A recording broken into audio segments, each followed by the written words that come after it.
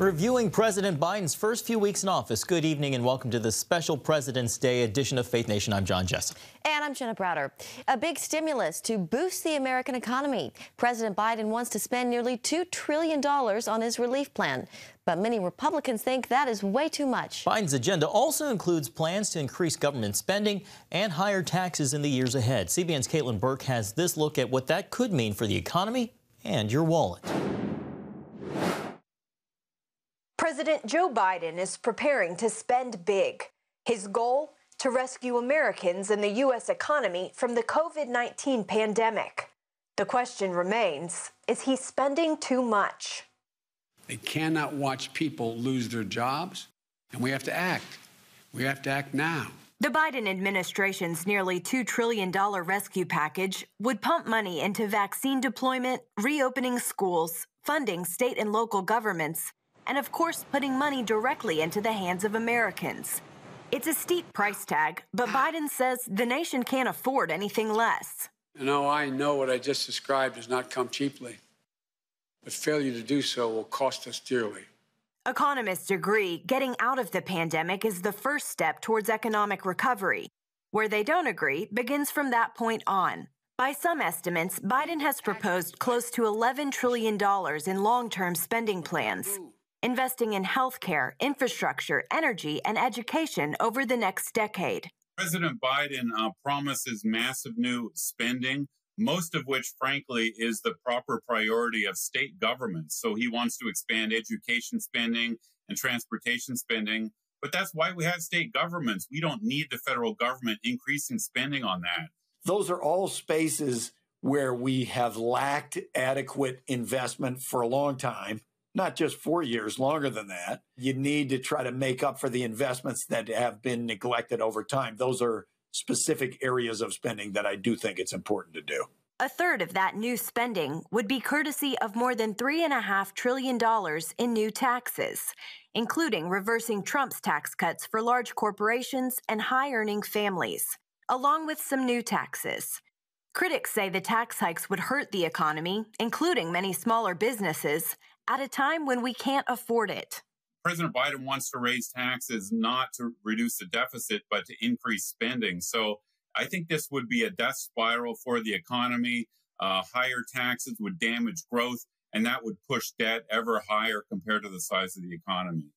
Chris Edwards, director of tax policy studies at the Cato Institute, predicts it would send big business back overseas. Big corporations, they don't have to locate in America. If you're building electric cars or you're building semiconductors, you can locate your new factory anywhere. You don't have to invest in the United States.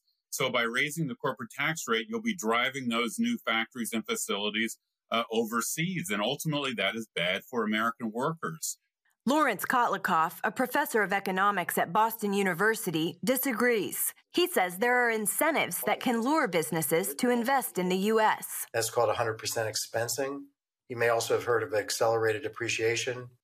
These are ways to say, look, you, Caitlin, are investing in the U.S., you're going to have to pay a high tax rate. But on the other hand, we're going to give you some money up front. Some economists also warn that Biden's tax increases will trickle down to the average American. If economic growth slows and businesses don't grow as quickly, the American worker won't make as much money and will end up with a lower standard of living. The almost $28 trillion national debt is another major concern. Austin Goolsbee, a former economic advisor to President Obama and current advisor to Biden, says raising taxes is how we begin to address our debt. It's going to involve more revenue. It's going to involve tax rates going back to something like the historic rates and historic levels, not the depressed levels that we've seen the last three and a half years. Critics say only a decrease in spending will make a difference. The way to chip away at the federal government debt is simply to lower the growth rate in spending or freeze spending for a few years while the economy recovers. That way we can get this deficit on a downward path. Caitlin Burke, CBN News. Both Democrat-controlled chambers of Congress have cleared the way for the relief measure to pass without Republican support. The White House is hoping to have something signed by March 15th. That's when extra unemployment insurance benefits from a prior relief measure expire. Well, just weeks into his presidency, Joe Biden's administration is slowly coming together. The goal was to get his nominees confirmed ahead of the impeachment trial that is now consuming the Senate. As senior Washington correspondent Tara Merchiner explains, the impeachment trial, the change in leadership, and the deadly Capitol Hill attack are quickly changing the atmosphere for lawmakers on Capitol Hill. Ahead of the hearing, some Republicans vowed not to forget the delays and pushback against President Trump's cabinet nominees.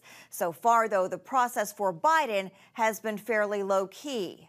The yeas are 84, the nays are 15, and the confirmation is confirmed. During a series of back-to-back cabinet confirmation hearings, I simply cannot support his nomination. He's a man of integrity, a man of principle. A mostly respectful back and forth with nominees. I suspect all of them will have fairly straightforward confirmation. A far cry from the tumultuous cabinet fights that defined the Trump era. Shut it down! Shut it down! When angry protesters gathered outside then Senate Minority Leader Chuck Schumer's home demanding resistance.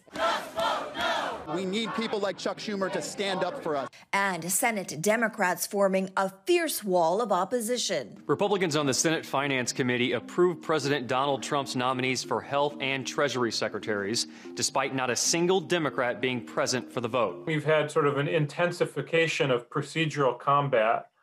And so you saw that the Senate was historically slow to confirm many of Trump's nominees. Whether this kinder, gentler approach continues remains to be seen. In a December Wall Street Journal article, Senator John Barrasso of Wyoming wrote, "Don't expect Senate Republicans to forget how the Democrats treated Mr. Trump's nominees.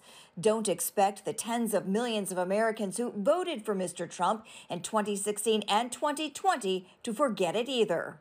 I, Alex Michael Azar II, do solemnly swear. Over the past two administrations, the swearing in of new cabinet appointees has taken close to the incoming administration's first 100 days.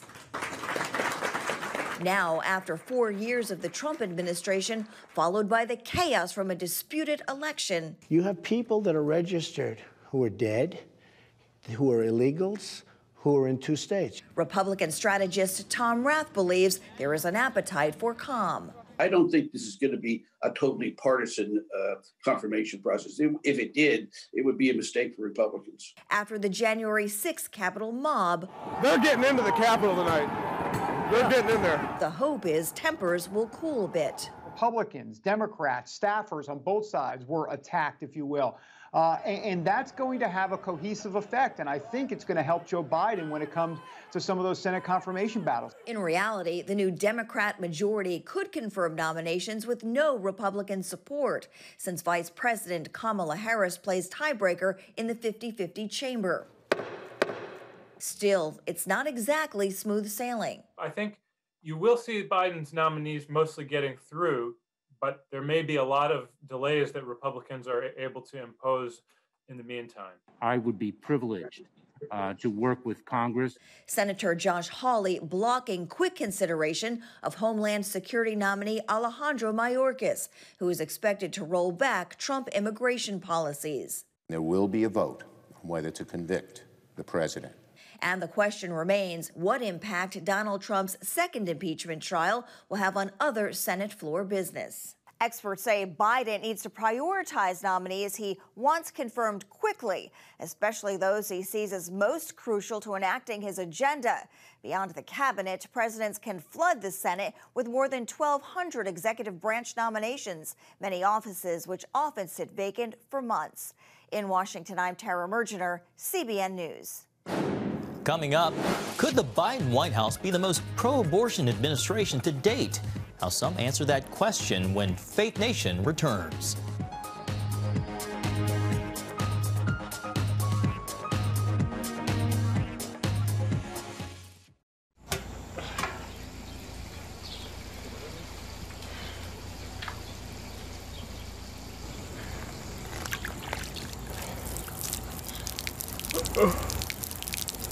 Life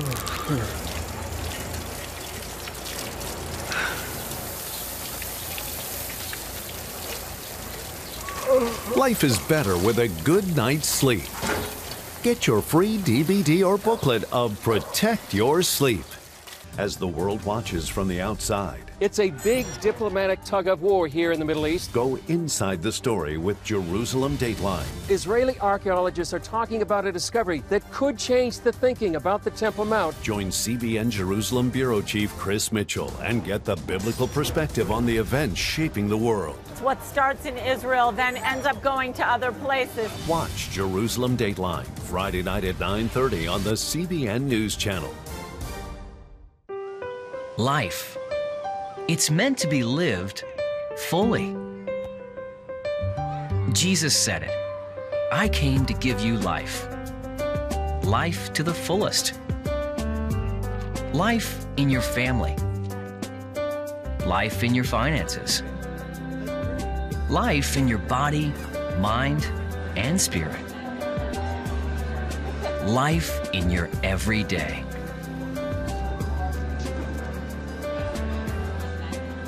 At CBN.com, we're taking what Jesus said seriously. We're here to help you discover life. Life. Live it fully. CBN.com.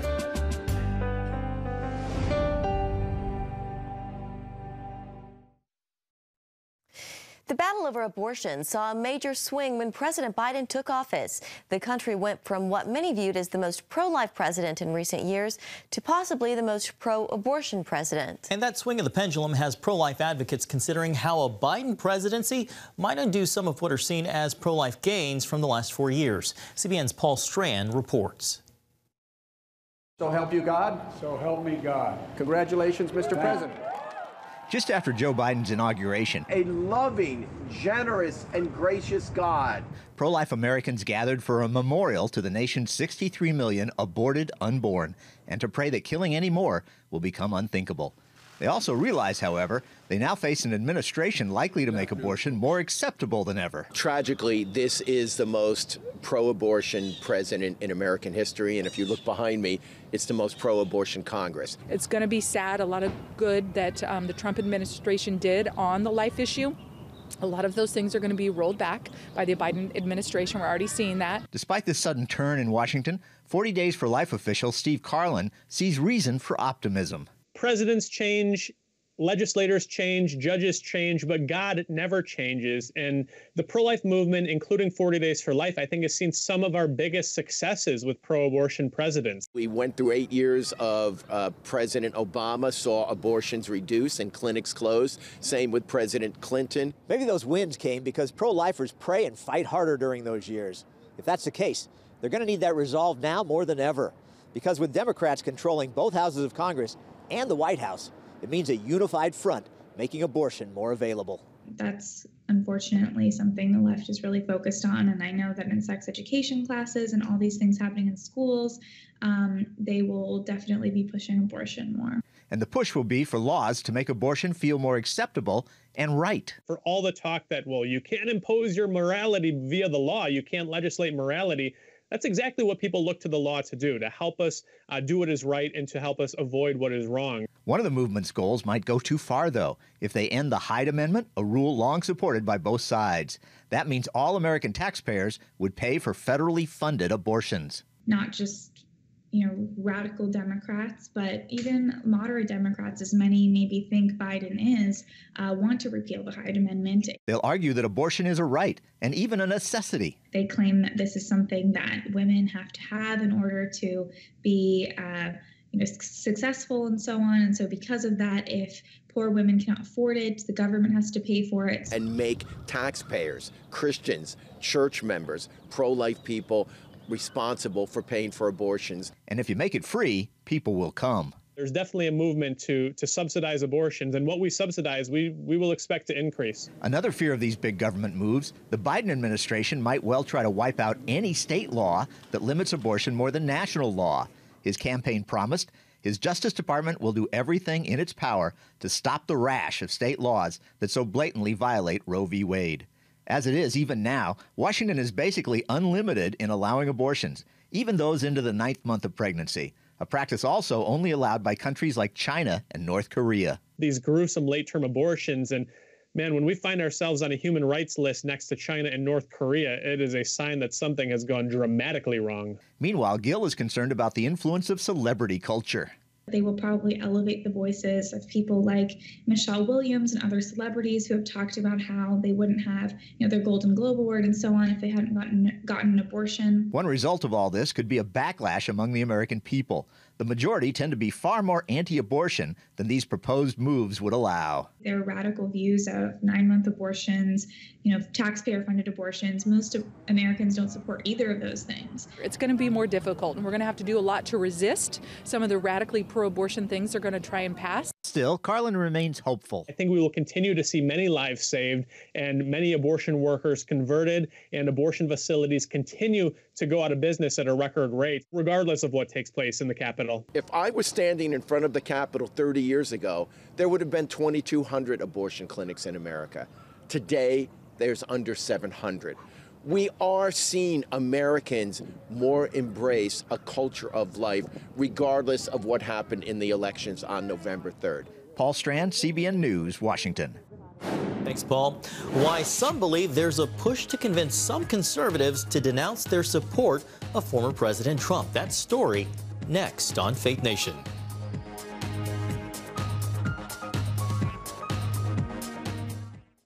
On October 1st, 1961, history was made when a tiny station began transmitting the first signals of the Christian Broadcasting Network. CBN, the Christian Broadcasting Network. And now, a new era has begun with the all-new CBN News Channel. Just moments ago, the Iron Dome intercepted an incoming rocket right on the Gaza border. Administering in this area, spiritual warfare is definitely involved. A 24/7 news network, bringing you the news you want from a source you can trust. In Kenya, 40% of the medical services are actually provided by these Christian hospitals. Let's talk about the economy. Believers here are joining together to win people to Jesus Christ. All your favorite shows now in one place. Go to cbnnewschannel.com to find out how to get the CBN News Channel on your TV all day, every day. CBN News.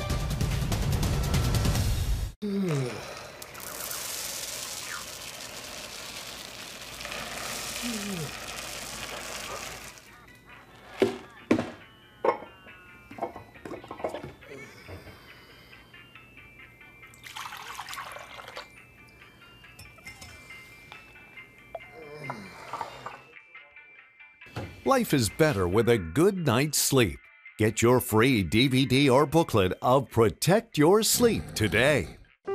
Life. It's meant to be lived fully. Jesus said it. I came to give you life. Life to the fullest. Life in your family. Life in your finances. Life in your body, mind, and spirit. Life in your everyday. At CBN.com, we're taking what Jesus said seriously. We're here to help you discover life. Life. Live it fully. CBN.com. Welcome back. For 4 years, Democrats and others on the left have really struggled to understand how Donald Trump was elected president back in 2016. Now that President Biden is in office, Democrats control the White House and both houses of Congress. But some are still focused on changing the minds of Trump's supporters. Jennifer Wishon explains. It's no secret Americans who supported the presidency of Donald Trump mystified those known as the liberal media elite. Still, many Americans gasped when a trusted news voice millions used to wake up to made this statement. The question is, how are we going to really almost deprogram these people who have signed up for the cult of Trump? For many citizens, it was jaw-dropping to hear something so radical from a respected journalist. What did you think when you heard her calling for Trump supporters to be deprogrammed? You kind of get that sinking feeling in your stomach because it's so disappointing. You're like, oh, wow, seriously? It's a year since Fox Nation last visited the border. Longtime journalist and former 60 Minutes correspondent Lara Logan, who now hosts her own show on Fox Nation, Lara Logan Has No Agenda, says this so-called idea is more widely accepted than you might think. Just the idea that anyone needs to be deprogrammed is such a radical idea. And yet this is not an idea that you're hearing on the fringes, right? This is an idea that's being published in the opinion pages of the Washington Post. She's right. This comes from Post opinion writer Brian Klaas. So, do we have any hope of deprogramming the millions of Americans who are devoted to dangerous lunacy? Don't hold your breath. One in a slew of articles and commentary that accept deprogramming as a necessary response to Americans disappointed by the presidential election. There are millions of Americans, almost all white, almost all Republicans, who somehow need to be deprogrammed. It's as if they are members of a cult, the Trumpist cult. Logan points out she's not motivated by politics or party, rather outrage over the media's self-sustaining, sinister narrative that in some cases threatens the very lives and livelihoods of millions of citizens. There is an entire infrastructure that is built around sustaining this narrative and targeting millions of people in this country who see the world differently and who they regard as a threat and now as illegitimate enough to have to be erased. Hunter Biden's laptop was a conspiracy theory until it wasn't. And Russia collusion was never, ever cast as a conspiracy theory, but it wasn't true. And how damaging was that? What about the fact that Stephen Scalise was shot by a Bernie Sanders supporter? What is it that Bernie Sanders supporters believed that justified picking up a weapon and going and trying to kill someone? I mean, that's much more than sinister. That's much more than just media bias.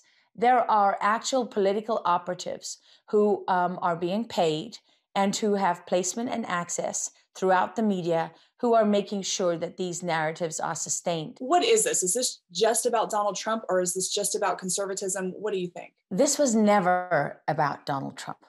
And that's what made Donald Trump so threatening to all the people that really, really, really went out of their way to destroy him and to get rid of him. It was all about focusing everybody on the man so that you wouldn't remember to focus on the principles, so that you wouldn't realize that what actually happened for the first time in living memory is that we, the people, as it is in the Constitution, actually said, okay, we're going to exercise our rights. We've had it.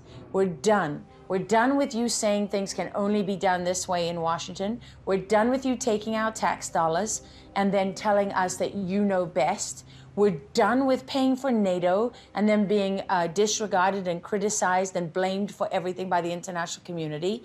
Fine, we won't pay your defense bills then.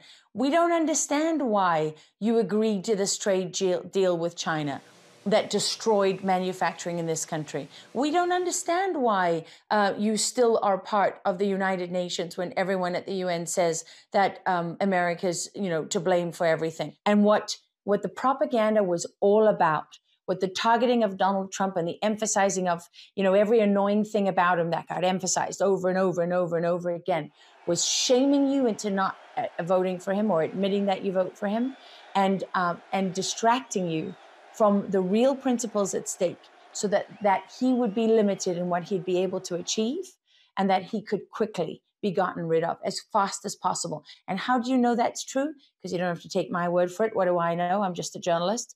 Well, you know it's true because look what happened even before he left office. The target shifted. It went from Donald Trump to you. It's a chilling assessment. One Logan says is being backed up with action.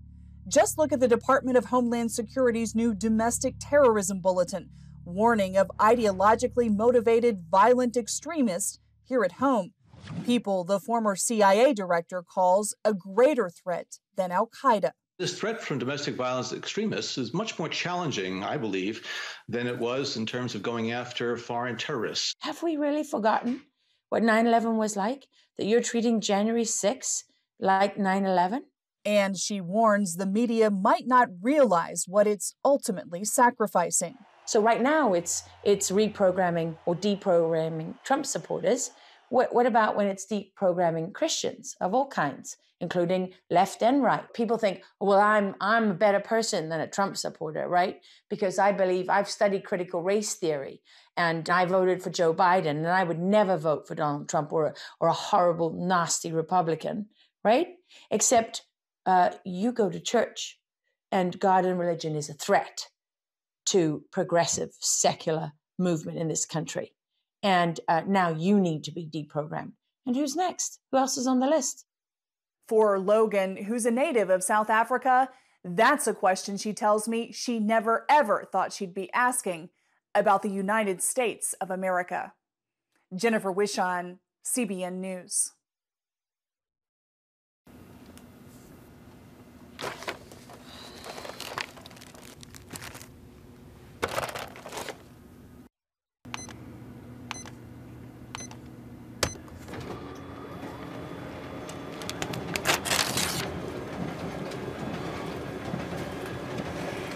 Life is better with a good night's sleep. Get your free DVD or booklet of Protect Your Sleep today. I'm Ephraim Graham, and this is Studio 5. Cruise with me as I discover the good things happening in the world of music, sports, television, and movies. The fact that Ryan Coogler was going to be directing the film, I knew that something special was going to happen. We'll chat with artists at the forefront of entertainment and explore the connection between popular culture and faith. I asked my pastor, I said, well, does that mean I'm supposed to be a preacher? He says, well, no, you already have a pulpit. Watch Studio 5 Wednesday night at 9:30. Remember for a moment what it was like to be a child.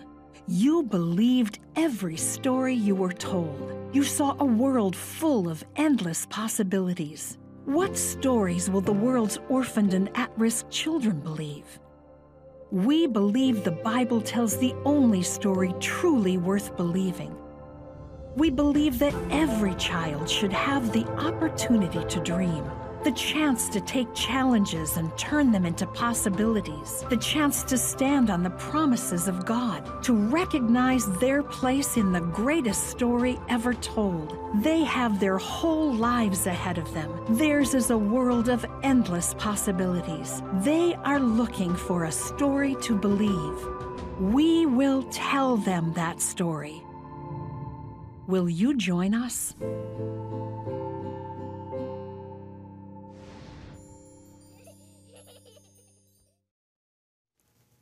Finally tonight, with Joe Biden in the Oval Office, one thing, John, is returning to the White House. That's right, Jenna. It's the tradition of having pets back at 1600 Pennsylvania Avenue. Two German Shepherds, Champ and Major, have made their way to the White House. Major is making history as the first shelter dog to take up residence in the executive mansion.